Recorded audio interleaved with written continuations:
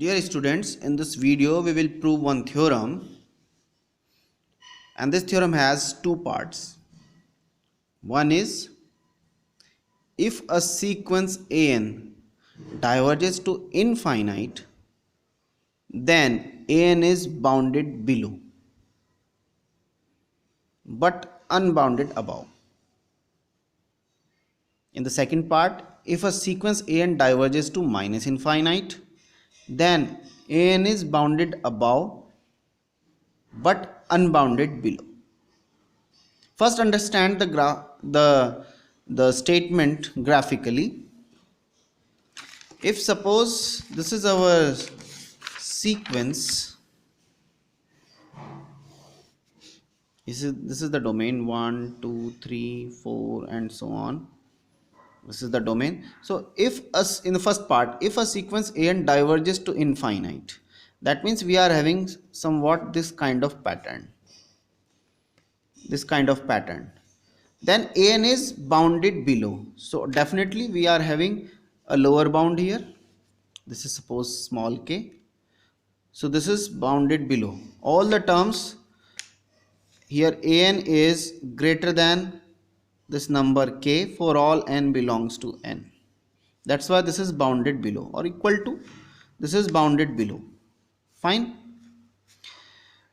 But unbounded above, definitely there is no upper bound here. That's why unbounded above. On the similarly, if the pattern is, for example, say this sequence is tending towards minus infinite, then here we are getting some bound, which is say capital K. So that's why an is, all the terms are less than this.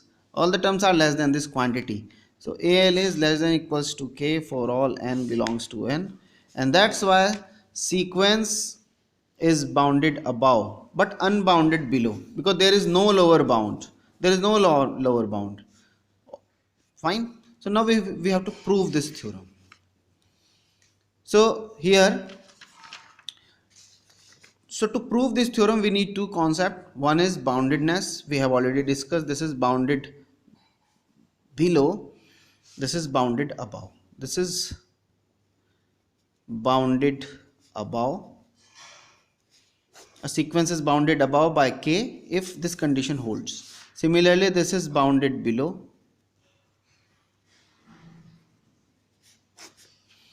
And the concept of divergence. So which says that this sequence diverges to infinite if you can find out any number, however large. If you understood the definition, if you remember the definition, however large, say m, which is positive, however large, then still you can find out terms which are greater than. That means you can find out some index here, small m, such that am is greater than equals to, am is greater than this number k, upper bound is m, this number m. However large, then still you can find out few terms which are greater than this number, and here an, where n is greater than equals to m. After this, all the terms are laying here. Fine.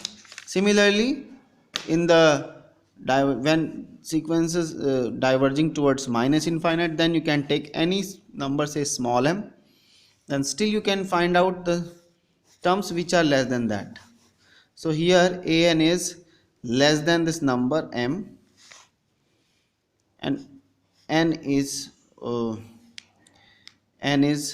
this number is suppose here q.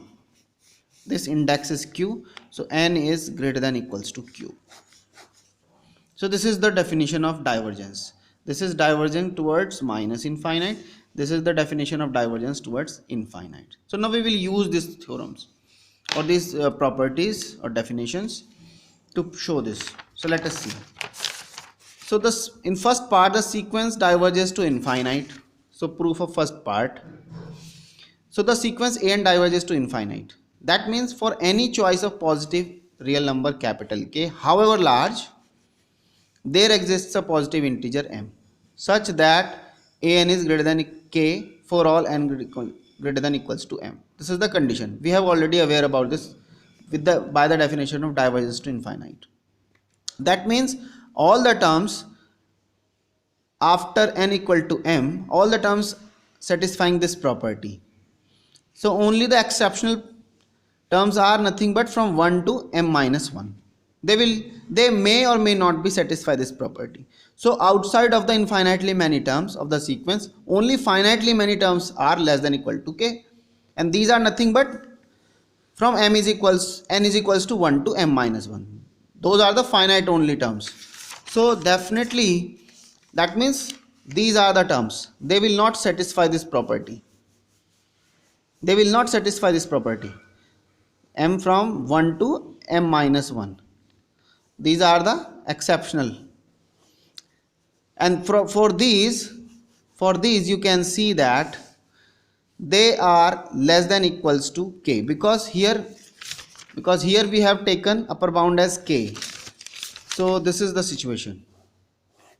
Take any positive number k, you can find a number m here, and all the terms are laying here, they will laying here. So the exceptional cases are from 1 to 2 to m minus 1, and these are the finite. So only finitely many terms are less than this number.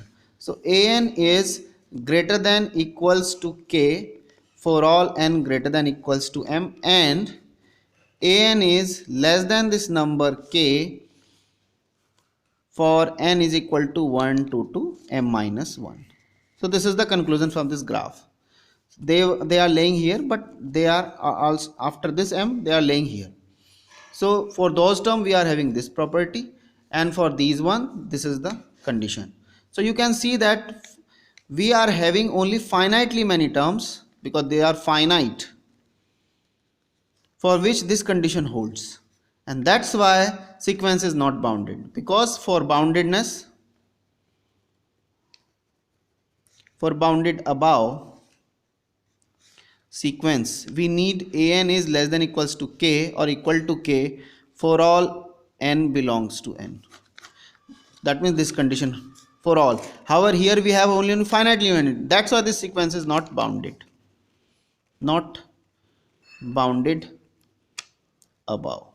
Not bounded above. Because we have only finite term. That is the reason.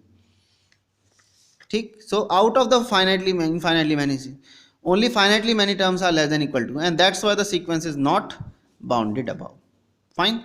So this part is over. Now at the same time we have to show that this is unbounded above. So if you take any positive real number, say k equal to 1, we have assumed. You may take any real number k equal to, for example, say 1. So obviously an is greater than 1 for all n greater than equals to 1. According to this, if you pick any number, then you can find out any m such that this condition holds. So here we have taken k is equal to 1. So this condition holds. So here is the graph. For k is equal to 1, all the terms are greater than equal to this. Fine. Here k is equal to 1. So let k be, because this condition holds for only those values which are for which index is greater than equals to m. So exceptional cases are nothing but from n is equal to 1 to m minus 1. So we have to include all those one. So k is minimum of a1 a2 am minus 1, and this one or k. So an is obviously greater than equals to this small k. Now an is all greater than equals to this number, and that's why the sequence is bounded below. This is proved. This is because now all the terms are greater than equal to this number k. Similarly, the second part. Here, the sequence an diverges to minus infinite. This is already given to you. So that's why by the definition, for any negative real number small k, however small, there exists a positive integer m such that this condition holds. This is by the definition of a divergent sequence for minus infinite. So again, only this condition holds for all the terms for which n is greater than equals to m. That means the exceptional values are nothing but a1 a2 to am minus 1, and which are finitely only. So out of infinitely many terms, of the sequence, only finitely many terms are greater than equals to k, because they will not satisfy this condition. So for those exceptional cases, an is greater than equals to k, an is greater than equals to k for all n is equals to 1 2 to m minus 1, and an is less than equals to k for all n greater than equals to m. So this will cover up all the terms. So for 1 to m minus 1 this condition holds, for rest of the term this condition holds. So this is written here. So out of only this, only finitely many terms are, that means this condition, only finitely many terms are greater than equal to k. So that's why the sequence is not bounded below, because for the bounded below, what is the requirement? Requirement is that an is less than greater than equal to k for all n belongs to n. This is the requirement, which is not satisfied by these terms because they are finitely many. However, there is infinitely many. So that's why this sequence is not bounded below. The sequence is not bounded below. This is proved here. Now, similarly, to show that the sequence is bounded above, let us take k equal to minus 1. If you choose this k as minus 1, then immediately you can find out some m which satisfy this property with the help of this. So here in this condition we have actually put it k equal to minus 1. So this is the condition. Now take k the maximum one, because this condition is satisfied by all the terms for which n is greater than equals to m. So now we want to include the terms from n is equal to 1 to m minus 1, for which we have a trick here. So k is equal to maximum of a1 a2 am minus 1 and minus 1, this value here. So now this is satisfied by all the terms, and that's why the sequence is bounded above. So this is the theorem. Now we have a note. Now we have a note here, and according to this note here, the converse of these theorems are not true. The converse. So first, the counter example for the first part is this. Consider this sequence an, and this sequence is defined as this. If n is even, then the value of the sequence is n. If n is odd, then the value of the sequence is 1 by n. So this is the sequence. So when n tending to infinite, then this gives you infinite and this gives you 0. That's why since this gives you infinite, so obviously the sequence is bounded below by 0, because n tending to infinite, this will be. So if you draw the sequence, you can easily understood the pattern. If you draw the sequence, for example here, if you draw the sequence, you can easily understood. Put n is equals to 1, and n 1 is odd number, so this will be the 1. So for 1 we have a 1. Put n is equal to 2, which is an even number, so we get a 2 value here. For 2 we get a 2 here. Put n is equal to 3, which is an odd number, so 1 by 3. So 1 by 3 is somewhere here. So put n is equal to 4, so we get infinite 4. So likewise, so this is the pattern. So next term is here and so on. So 0 is the bound, lower bound, and there is no upper bound. There is no upper bound, unbounded above sequence. That's why. So after taking limit n tending to infinite, we have this.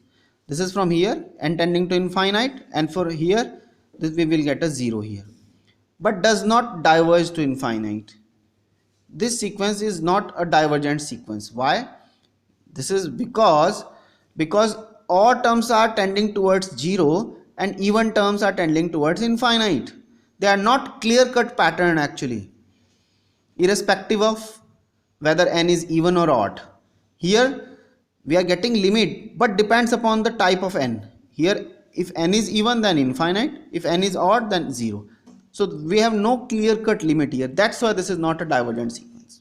Similarly for the second part, here you can see and understood. Thank you.